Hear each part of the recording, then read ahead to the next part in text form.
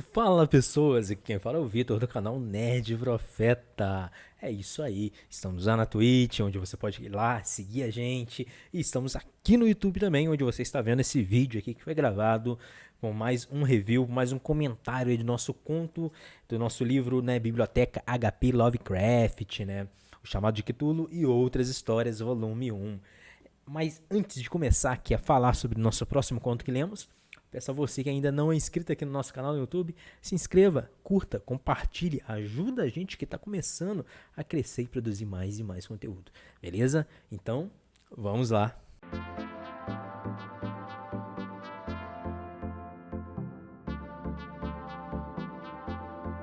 Então é isso, caras.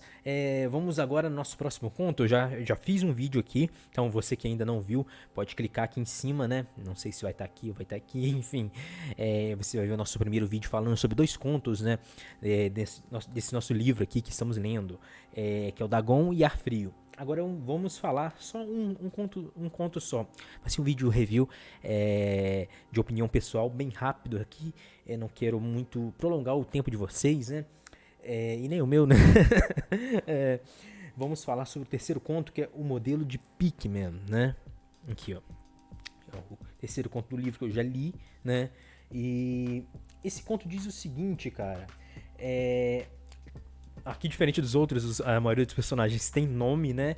E a gente começa como se fosse um diálogo do narrador da história falando para o seu ouvinte, que no caso é como se fosse nós, o ouvinte, né?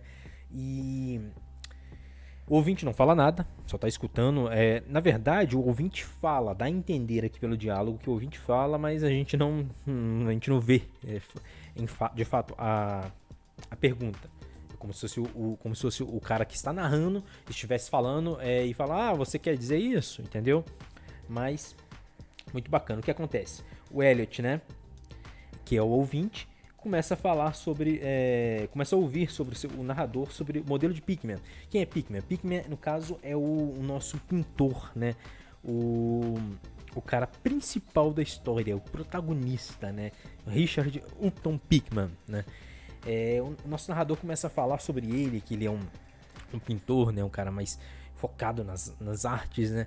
Mas só que diferente de um artista comum, ele é um cara...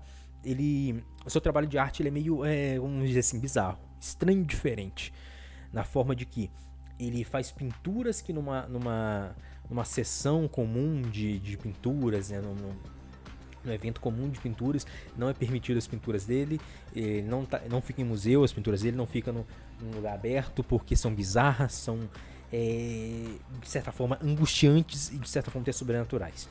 Então, o que esse cara fala? O nosso narrador fala sobre o Pickman, as pinturas dele. Ele tá narrando sobre um momento que ele vai, a convite do Pickman, do Richard Upton Pickman, né? Vai até um local específico, um lugar, né? Alugado, que esse Pickman alugou um lugar bem longe, assim, da civilização comum, vamos dizer assim, como um lugar bem obscuro, bem sinistro a localização, né? E vai até essa localização, vai até esse lugar que o Pickman alugou para ver as pinturas dele, né?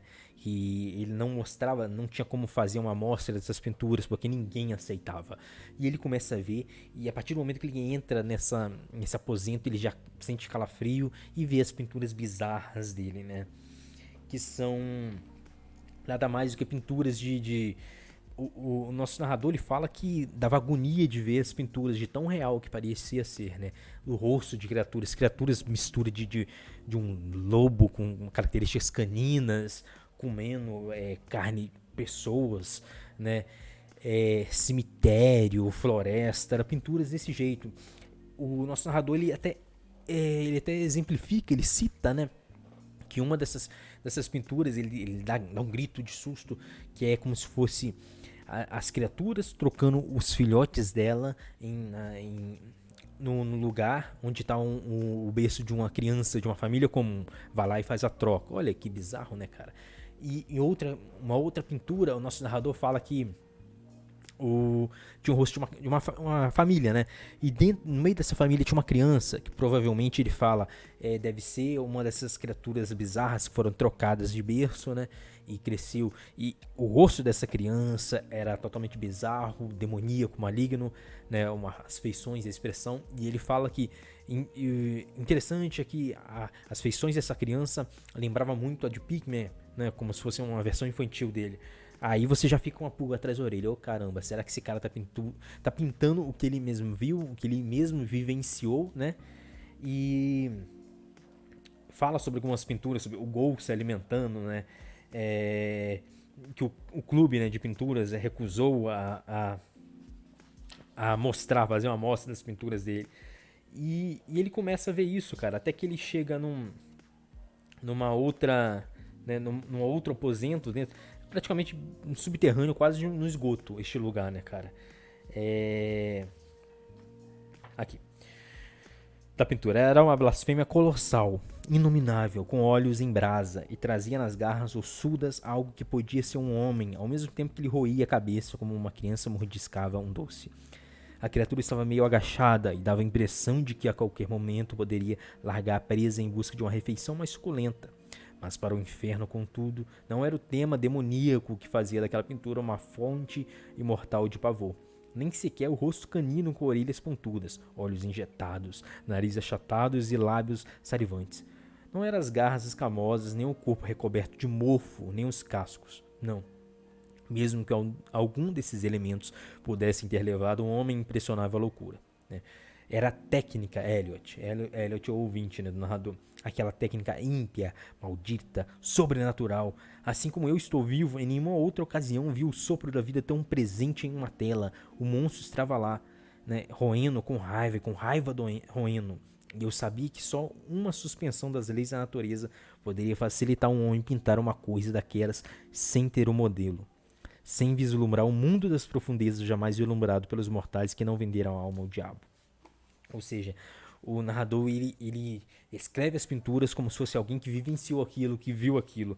E ele começa a temer, até que ele ouve um barulho, os dois ali, o Pickman e o narrador, que estão naqueles aposentos demoníacos, né, das pinturas do Pickman. Houve um barulho em outro lugar, né? Que depois que o narrador ele dá um susto, dá um grito, aí eles ouvem um barulho. O narrador fica ali imóvel, o Pickman saca um revólver, né? Segundo o narrador falando aqui na história.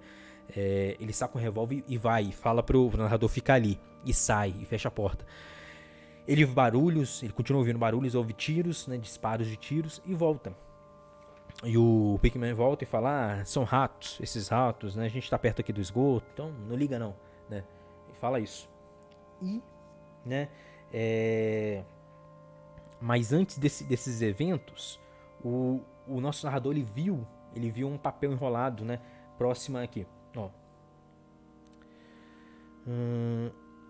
Era o papel enrolado que estava preso àquela horrível tela do porão. Tinha um papel preso numa tela, numa pintura, né? Sabe, a coisa que eu imaginei ser uma fotografia de alguma cena que ele pretendesse usar como cenário para o monstro. O último susto veio quando eu estava estendendo a mão para desenrolar e acho que inadvertidamente o coloquei no bolso, o papel, né? E aí começa a falar, né? Por que ele se afastou do Pickman, encerrando este conto, né? Não me pergunte ou sequer faça conjecturas a respeito do que eu queimei, né? Ele queimou o papel. Também não me pergunte o que havia por trás daqueles ruídos parecidos com os de topeiras que Pickman fez questão de atribuir a ratos. Era óbvio que não era rato, né? Vocês sabem, existem segredos que podem ter sobrevivido desde os antigos templos de Salem, e Compton Mater fala sobre coisas ainda mais estranhas. E se você se lembra de como as pinturas de Pickman eram realistas, de como todos nós nos perguntávamos de onde ele tirava aqueles rostos. Bem, aquele papel não era a fotografia de um cenário. Mostrava simplesmente o ser monstruoso que ele estava pintando naquela tela horrenda. Era o modelo de Pickman. E o cenário ao fundo era apenas a parede do estúdio de um porão. Mas por Deus, Elliot, era uma fotografia. Chega arrepia, mano. Cara, Lovecraft, né? Howard Phillips Lovecraft, sensacional. E mais um conto, ele entrega uma cena bizarra, aterrorizante, né? Deste conto, cara. O modelo de Pickman. Então, praticamente, o Pickman Provavelmente era um changeling, né? Um ghoul, uma criatura que mudava de forma, digamos assim, né? Uma daquelas que foi trocada de berço, cresceu, então aquela criança ali na pintura era de fato ele. Então, uma criatura que ele pintava que estava comendo restos de humano, então provavelmente era ele. Era isso que o nosso narrador deixa claro pro ouvinte, que somos nós, né? É o Elliot, né? E deixa claro isso, que o cenário, a fotografia era a fotografia do lugar. Então, ele estava... As coisas que aconteciam ali, que acontecia tudo ali naquele aposento. Então, Pickman era de fato um ser mítico, né? E o cara ali, ele se afastou totalmente dele. Então, essa é a explicação que ele deixa. Por que as pinturas eram tão reais? Porque a pessoa que estava pintando vivenciava aquilo, via aquilo, era algo normal para aquela pessoa. Se é que se pode ser chamado de pessoa. Era um ser, né? Maligno. Mas a gente encerra por aqui. Outro conto sensacional dele, do Lovecraft, né? O modelo de Pickman, cara. Eu fiquei estarrecido, né? Ao terminar este conto. E o nosso próximo conto, que a gente vai continuar na nossa maratona Lovecraft, né? É a música de Eric Zahn, né? Outro conto também sensacional, né? Que também tem alguns pontos de loucura também que vocês vão ver.